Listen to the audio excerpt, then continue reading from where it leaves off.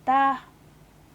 Hai semua, apa kabar? Kembali lagi di Atala de Leon. Video kali ini kita akan ngebahas tentang apa itu journaling. Mungkin teman-teman ngeliat journaling itu seperti ini, atau mungkin seperti ini. Gimana kalau kedua ini? So, let's against the journaling bias by understanding what is journaling.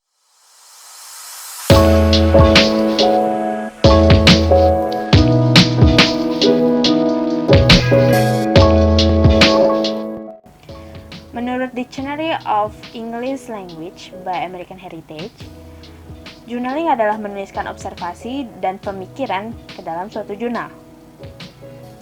Dan jurnal itu sendiri adalah personal record mengenai kejadian, pengalaman, refleksi yang disimpan secara teratur dalam bentuk buku harian.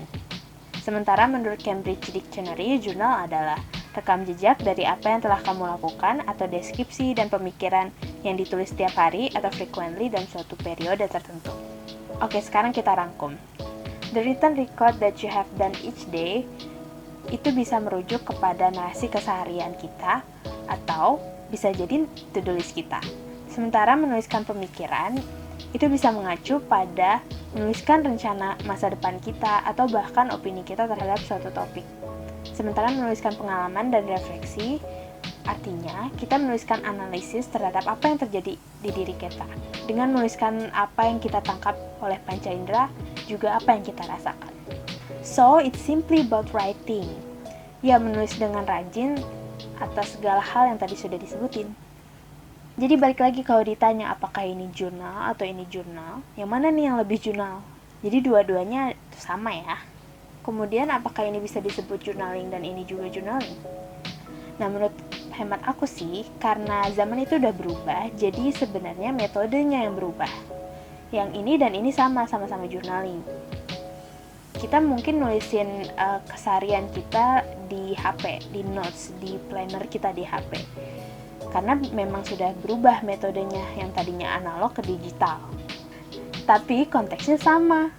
Konteksnya tetap menuliskan pemikiran kita, pengalaman kita, rencana kita, bahkan detail apa yang ingin kita lakukan setiap harinya. Jadi, prasangka tentang journaling itu ribet, journaling itu harus dihias-hias, journaling itu gak bisa di handphone. Itu salah. Jadi journaling itu ya sesimpel kita menuliskan konteks tadi dengan metode apapun, mau digital ataupun analog. I write because I do not know what I think until I read what I say. Ini adalah quotes yang menarik dari Flannery O'Connor. Nah, aku akan singgung dikit kenapa journaling itu penting. Sekarang kan kampanye tentang self-care itu ada di mana-mana ya, karena kita juga jadi lebih aware tentang kesehatan mental. Nah, di dalam self-care pasti ada journaling tuh. Kenapa sih journaling bisa masuk? Sebenarnya karena ketika kita menulis, kita tuh jadi lebih mudah untuk memahami diri kita sendiri. Pemikiran kita, perasaan kita itu akan lebih terlihat ketika kita nulis itu di atas buku.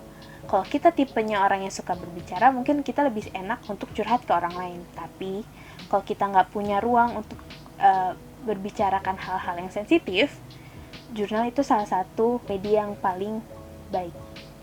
Ada satu cerita dari Teh Ria Nirwana. Beliau adalah praktisi gratitude journal.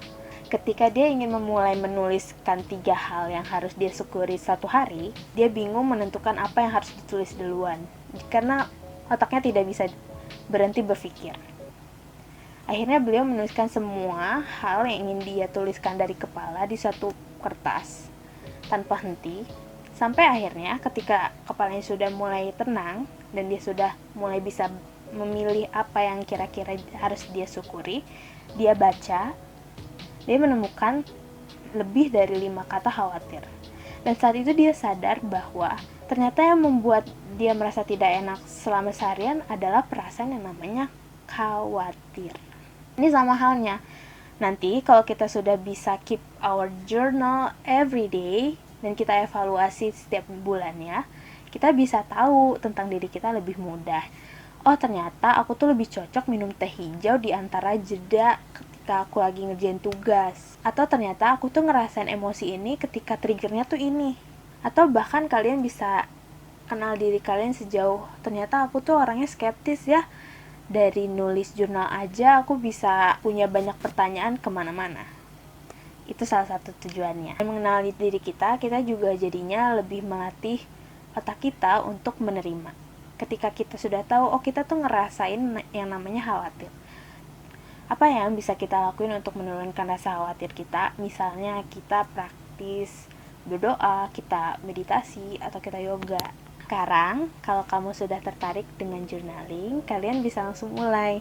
Caranya cuma nyediain notebook yang ada di rumah kalian, kemudian ambil pulpen kesukaan kalian, atau mungkin kalau kalian yang lebih suka mainnya di HP, bisa langsung buka notes di smartphone kalian. Terus sekarang menuliskan apa yang sudah terjadi di hari ini. Suatu saat ketika tidak ada orang yang ingin mendengar, selalu ada buku catatan yang terbuka untuk ruang berbagi dari hati ke hati. See you in the next video. Bye-bye.